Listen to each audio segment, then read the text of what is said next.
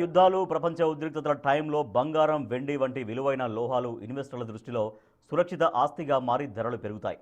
కానీ ఈసారి పరిస్థితి వేరుగా ఉంది. పశ్చిమాసియాలో ఇరాన్, ఇజ్రాయెల్, అమెరికాల మధ్య యుద్ధ ఉద్రిక్తతలు కొనసాగుతున్నా బంగారం వెండి ధరలు భారీగా పడిపోతూ వస్తున్నాయి. దీంతో చాలామంది ఇన్వెస్టర్లు తాము ఆశించిన రాబడి దక్కకపోవడంతో ఆశ్చర్యపోవడం వారి వంతవుతోంది.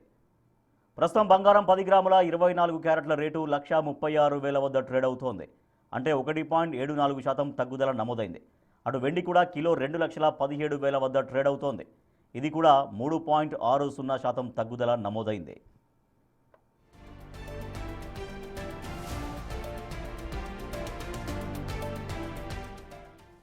ఫిబ్రవరి 28న యుద్ధం మొదలైనప్పటి నుంచి ప్రపంచవ్యాప్తంగా బంగారం ధరలు సుమారు 18% పడిపోయాయి.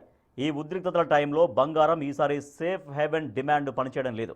తీవ్రమైన అనిశ్చిత టైంలో పెట్టుబడిదారులు తమ ఆస్తులను అమ్మి నగదు సమకూర్చుకోవడం మొదలుపెడుతూ ఉంటారు. బంగారం అత్యంత లిక్విడ్ అసెట్ కావడంతో మొదట అమ్మేస్తున్నారు. సేఫ్ హెవెన్గా కొనుగోలు చేయడం లేదు, నగదు కోసం అమ్మేస్తున్నారు. అమెరికా డాలర్ బలపడడంతో బంగారం ఇతర దేశాల పెట్టుబడిదారులకు ఖరీదుగా మారుతోంది. డిమాండ్ తగ్గుతోంది. ఇది కూడా రేటు తగ్గడానికి ముఖ్య కారణం. అటు అమెరికాలో వడ్డీ రేట్లు తగ్గకపోవచ్చనే అంచనాలు బలపడ్డాయి.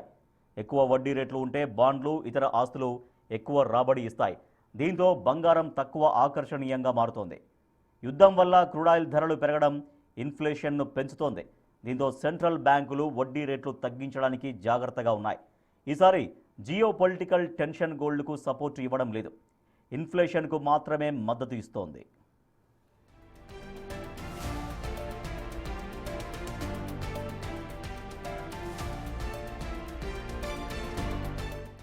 $1,30,000 వరకు బంగారం తగ్గే అవకాశాలు ఉన్నాయంటున్నారు. ఎక్స్పర్ట్స్ ప్రకారం బంగారం, వెండి దీర్ఘకాలికంగా ఇప్పటికే బలమైన ఆస్తులే. ప్రస్తుతం భయాందోళనకు గురవద్దని రిస్క్ అసెస్ చేసుకోవాలంటున్నారు.